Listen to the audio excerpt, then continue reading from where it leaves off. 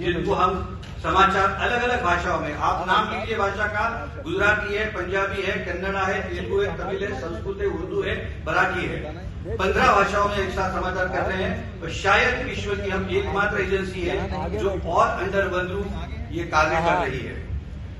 हम ये क्यों कर रहे हैं? तो केवल और केवल ध्येय है, केवल ये सेवा है, अर्थार्जन का प्रश्न नहीं है। व्यक्तिगत मेरी बात करूं तो मैं सेवा कार्य करके करता हूं। मुझे तो पुण्य मिला है कि किसी वरिष्ठ व्यक्ति ने कहा कि अरविंद आप इसको थोड़ा सा देखिए, और उसी भाव को मैं आदेश मान करके 2016 से इस संस्थान के साथ जुड़ा हुआ हूं। धीरे धीरे करते करते उपाध्यक्ष, कार्याध्यक्ष करते करते अध्यक्ष पद मुझे 2023 में दिया गया है। मुझे बड़ा आनंद है कि मेरा प्रत्येक हिंदुस्तान समाचार का साथी वो किसी भी कोने में हो, पूर्ण श्रद्धा से, तन्मयता से इसके साथ जुड़ा हुआ है। कभी किसी को वेतन में देरी हुई, कभी किसी को अड़चन आई। कोविड की महामारी में मेरे कितने पत्रकार साथी चले गए, किसी की माता जी, भगिनी, बेटी, मालूम नहीं क्या क्या हुआ। उस काल में भी हम खड़े गए व्यक्तिगत रूप से। उस कोविड काल में जो कुछ कम लोग भूखते थे उसमें से मैं एक था। 11 बार मैंने RT-PCR टेस्ट कर लिया, बड़े अभिमान के साथ मैं बताता हूँ, और ईश्वर की कृपा है कि एक बार भी मैं पॉजिटिव नहीं निकला। और ये शायद ईश्वरीय कार्य है, इसलिए संभव हुआ। कहने का मेरा तात्पर्य है, एक ऐसी एजेंसी है जो राष्ट्र सर्वोपरि मानती है, जो विचारधारा से बंधी हुई है। हम अपने आप को कहते हैं कि हम थोड़े से पक्षपाती हो सकते हैं, हम थोड़े से, माफ कीजिए उल्टा बोल रहा हूँ, पक्षधर हो सकते हैं, लेकिन हम किसी के साथ पक्षपात नहीं करते हैं। हम न्यूज एटीन देने का काम करते हैं, और 15 भाषाओं में देने का उद्देश्य है कि हर भारत के कोने में अपनी मातृभाषा में उसको स्थान मिले, लोग समझ सके। आप सब लोगों से आग्रह है, हिंदुस्तान समाचार की वेबसाइट पे आप जाएं। इस समय हमारा ऐप नहीं है, लेकिन हमारा यूट्यूब है। आपने शुरू में माननीय दत्ता जी का जो भाषण सुना वो हिंदुस्तान समाचार के डिजिटल का ही था। हमारा फेसबुक भी है, हमारा ट्विटर भी है। हम कदम कदम आगे बढ़ रहे हैं। हमको एक दिन में एकदम बड़ा नहीं बनना है, हमको स्ट्रॉन्ग फाउंडेशन के बाद बनना है। तो जिस तरह से आपातकाल ने कई लोगों को कुचला, हिंदुस्तान समाचार को कुचला, तो हम इतना हमारा फाउंडेशन आप सबकी सहायता से करना चाहते हैं कि मैं रहूं नहीं रहूं, कोई और दूसरा है, कोई तीसरा है, लेकिन सिस्टम है जो हिंदुस्तान समाचार को अत्युच्च शिखर पे ले जाएगी। ये मेरा विश्वास है। मुझे ये सौभाग्य मिला है कि आज मैं आपके बीच में यहाँ पे आया हूँ। और 26 जून को हमने पहला कार्यक्रम डॉक्टर अम्बेडकर सेंटर में किया था दिल्ली में, जिसमें नितिन गडकरी जी थे, माननीय दत्ता जी थे, गोविंदाचार्य जी थे, पहले मिसावली राम बहादुर राय थे। दूसरा कार्यक्रम हमने सूरत में किया, जिसमें छात्र छात्राओं की संख्या लगभग 650 थी। चित्रकला प्रदर्शन में 950 विद्यार्थियों ने भाग लिया और एक से एक सुंदर चित्र आपातकाल के संबंध में निकाले। आज हमारा इस कड़ी में तीसरा कार्यक्रम है। हम लोग और 3 कार्यक्रम करने जा रहे हैं। हो सकता है कि हम एक कार्यक्रम पटना में करें, नागपुर में तो करना ही है, मेरा गृह गांव है और संघ का मूल गांव है, और किसी शहर में करके आने वाले 2026 में 26 जून 2026 को हम दिल्ली में समापन का भव्य कार्यक्रम करते हैं। मुझे पूरा विश्वास है पूजनीय संघ चालक जी का भी आशीर्वाद मिलेगा, आदरणीय प्रधानमंत्री जी का भी हमें आशीर्वाद मिलेगा। और अंत में ये कहना चाहूंगा, इतिहास क्या है? इतिहास मित्रों, इतिहास लिखना चाहिए, इतिहास दिखाना चाहिए और इतिहास बताना चाहिए। तो ये तीनों काम आपकी हिंदुस्तान समाचार एजेंसी कर रही है। हर देश के राष्ट्र सर्वोपरि मानते हुए देश के सभी सकारात्मक काम आप तक, सब तक पहुंचाने के लिए हम कटिबद्ध हैं। बहुत बहुत धन्यवाद, नमस्कार। जिनसे कहो कि अपना हमको वो देखें, इसका धन्यवाद श्री अरविंद माटेकर जी। जैसा कि आप कह रहे थे कि किसी पत्रकार और पत्रिका छापना ही केवल एक उद्देश्य नहीं होता है, एक वैचारिक विमर्श को खड़ा करना। इसको गिरवी रख दिया। इस 50 सालों में परिवर्तन, लोग बदल गए। आज जो लगाने वाले, आज जो संघर्ष करने वाले सत्ता के अनुरूपता में आज एक हो गए। आज भी लोकतंत्र की कोई रक्षा कर रहा है तो आज भारतीय जनता पार्टी कर रही है, उसके नेता हम लोग के नरेंद्र मोदी जी कर रहे हैं, उत्तर प्रदेश में योगी जी कर रहे हैं। आज जो लोकतंत्र की बात करते, पहले सरकारों में क्या होता था, किसी को विशेष छूट मिलती थी। आज सबका साथ, सबका विकास, न किसी का वर्चस्व, न किसी की उपेक्षा। आज देश बदला हुआ है। 2014 के बाद का देश और 2014 के पहले का देश को आप आकलन करें। उस समय हमारे देश के कोई प्रधानमंत्री जब विदेश जाता था तो हम लोग अखबारों में, मीडिया में ढूंढना पड़ता था। और आज हमारे देश के प्रधानमंत्री नरेंद्र मोदी जी जाते हैं पूरा दुनिया जिस तरह से उनको सम्मान करती है, चाहे अमेरिका, इंग्लैंड, जापान, जर्मनी, जिस देश में जाते हैं तो सबसे लोकप्रिय नेता का किसी को ख्याति मिली है तो नरेंद्र मोदी जी को। आज देश बदल चुका है। आज हम जो सपना देखते थे उस सपने पूरे हो रहे हैं। वरिष्ठ पत्रकार हैं, नईम जी हैं। आपातकाल भारत की आजादी के बाद राजनीतिक पन्ने पर एक ऐसा काला धब्बा है जो मिटने वाला नहीं है। कांग्रेस पार्टी ने देश की आजादी के बाद हुकूमत तो ली,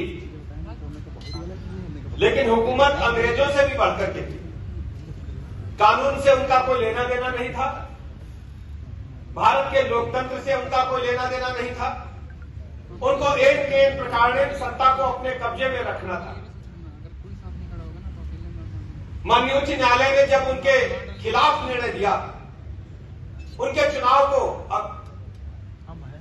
अमान्य कर दिया, और केवल चुनाव को ही अमान्य नहीं किया, उनको इस लायक भी नहीं छोड़ा था कि वो पद पर बने रह सके। आनंद फानंद में रात में हम कह सकते हैं कि उस समय की चंडाल चौकड़ी ने तय किया और किसी कैबिनेट की बैठक में तय किया। कोई कैबिनेट की बैठक नहीं थी कि देश में इमरजेंसी लागू कर दी जाए। आप सोचिए कैसी परिस्थितियां रही होगी। भारत का लोकतंत्र, जो दुनिया का सबसे बड़ा लोकतंत्र कहा जाता है, उसको कठपुतली बना करके तत्कालीन राष्ट्रपति महोदय को केवल संदेश भेज करके हस्ताक्षर करा दिए गए। जब प्रातः काल हुई तो देश में चारों तरफ हाहाकार मचा हुआ था कि देश में इमरजेंसी लागू की गई है। इमरजेंसी के बाद क्या परिस्थितियां थी, पूर्व वक्ताओं ने विचार व्यक्त किए हैं। यातना की पराकाष्ठा हो गई थी। किसी को बोलने की आजादी नहीं थी, कहीं जाने की आजादी नहीं थी, काम करने की आजादी नहीं थी। प्रेस का गला घोट दिया गया था। देश विपरीत परिस्थितियों से गुजर रहा है। देश के युवाओं में उबाल था, वो मौके की तलाश में थे कि किस ढंग से इमरजेंसी से निजात पाई जाए। मुझे अच्छी तरह याद है, पूज्य जयप्रकाश नारायण जी के नेतृत्व में जो मूवमेंट शुरू हुआ, वो मूवमेंट तो दिखा दिल्ली में जाकर के। जयप्रकाश नारायण जी की अगुवाई में भले ही वो मूवमेंट दिल्ली में स्वरूप ले रहा था, आकार ले रहा था, लेकिन हम कह सकते हैं वो मूवमेंट पटना यूनिवर्सिटी के मेस में कुछ पैसे बढ़ा करके 25 पैसे का दाम केवल मेस के बढ़ गए थे। वो मूवमेंट जो पटना यूनिवर्सिटी से शुरू हुआ था, वो पूरे देश के पैमाने पर लोकतंत्र को लेकर के आगे बढ़ा और इमरजेंसी इनको वापस लेनी पड़ेगी। ये मैं आपको अपने छात्रों के बीच में कहना चाहता हूं। आज कांग्रेस पार्टी के लोग, या मैं कह सकता हूं कांग्रेस पार्टी के जो पिछला दल है, जो उनके थैली के चट्टे बट्टे हैं, वो संविधान की प्रतियां लेकर के घूमते हैं और इसी देश में, इसी प्रदेश में घूमते हैं।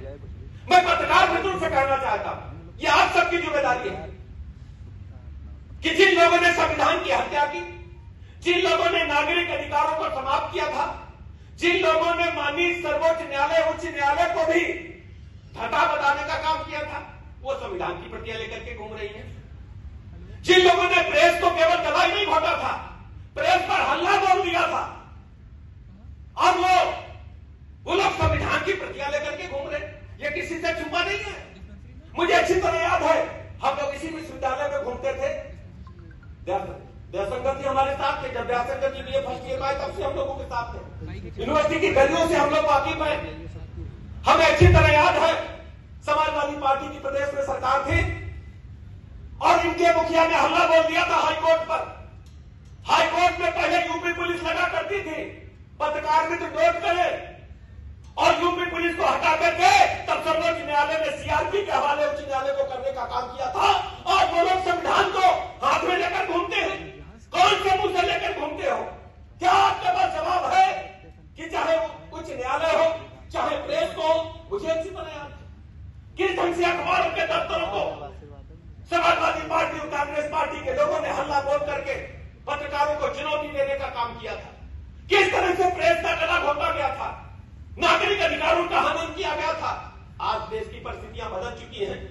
माननीय प्रधानमंत्री नरेंद्र मोदी जी की अगुवाई में देश विकसित राष्ट्र की तरफ आगे बढ़ रहा है। और कहा जाता है जब कोई अच्छा यज्ञ होता है तो दैत्य दानव आकर के कुछ न कुछ विघ्न डालते ही। तो हमारी आपकी क्या जिम्मेदारी है?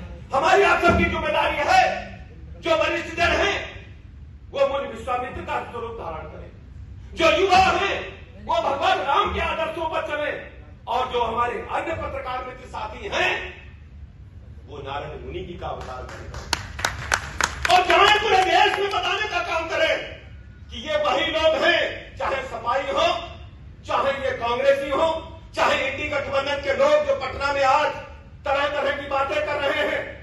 आजादी का जो सपना हमारे रणबांकुरों ने देखा था, चाहे चंद्रशेखर आजाद जी ने, चाहे भगत सिंह जी ने, चाहे सुभाष चंद्र बोस जी ने यही सपना देखा था। माननीय प्रधानमंत्री नरेंद्र मोदी जी की अगुवाई में उस सपने को साकार करने का काम आज भारतीय जनता पार्टी के नेतृत्व में पूरा हो रहा है।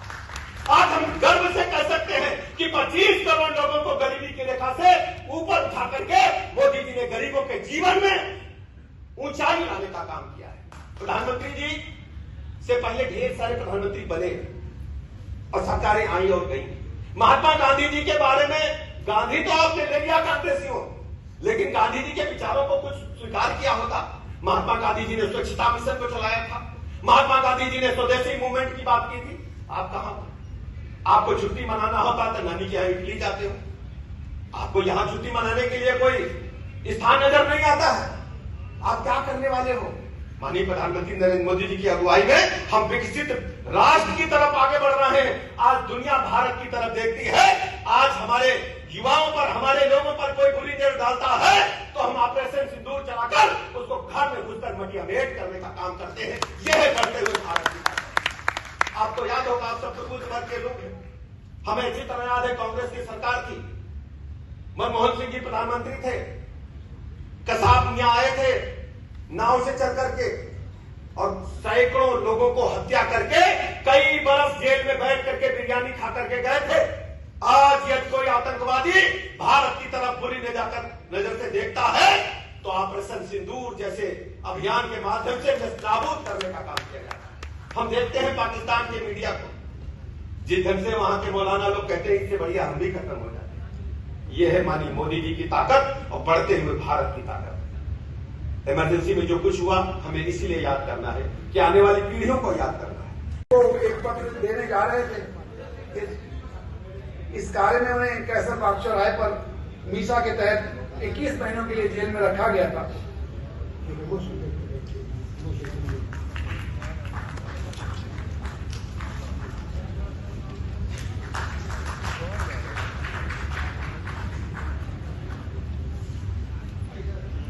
आप कृष्ण कुमार दीक्षित जी हैं।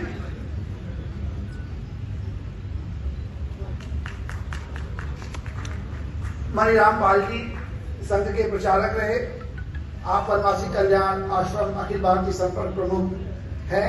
आपका केंद्र सेवा समर्पण संस्थान मोहनलालगंज है। आपातकाल के समय आजमगढ़ संघ कार्यालय पर आप रहते थे। उस समय आप पॉलिटेक्निक के अंतिम वर्ष के छात्र भी रहे और वहीं से आपको मीसा के तहत गिरफ्तार किया गया था और आजमगढ़ की जेल में आपको 3 माह तक रखा गया। श्री गंगा प्रसाद जी उन्नाव जिले की पूर्वा तहसील में आप लखवा गांव निवासी गंगा प्रसाद जी आपातकाल के समय 9 वर्ष के कक्षा 9 के विद्यार्थी रहे। वह गांव में लगने वाली शाखा के मुख्य शिक्षक भी रहे।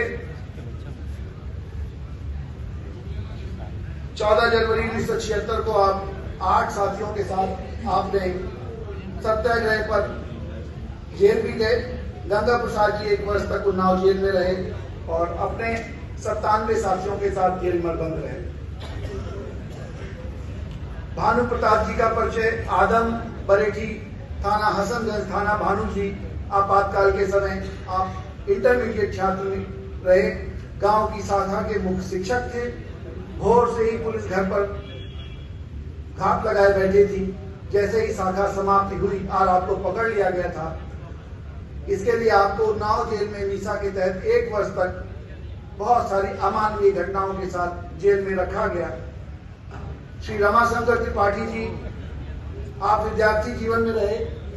आपातकाल में आप जेल में बंद रहे, आपका गौना तय हुआ था उस समय और आपने अपना गौना अपने पैजामे के साथ संपन्न हुआ था, क्योंकि आप मीसा के तहत अमानवीय प्रताड़ना झेलते हुए जेल में बंद थे।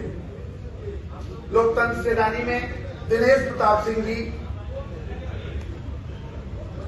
और विश्राम सागर जी और दिनेश अग्निहोत्री जी, आप विद्यार्थी रहे और आपको मीसा के तहत बहुत लंबे समय तक जेल में रखा गया।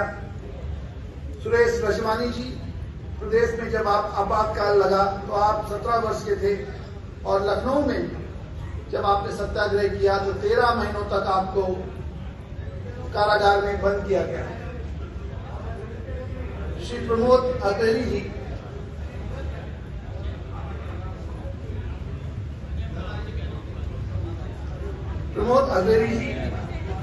बाबा श्री जयदेव प्रसाद जी, पिता श्री लता वन अग्रणी जी, दोनों पिता पुत्र सरकारी नौकरी से, उनको हाथ धोना पड़ा।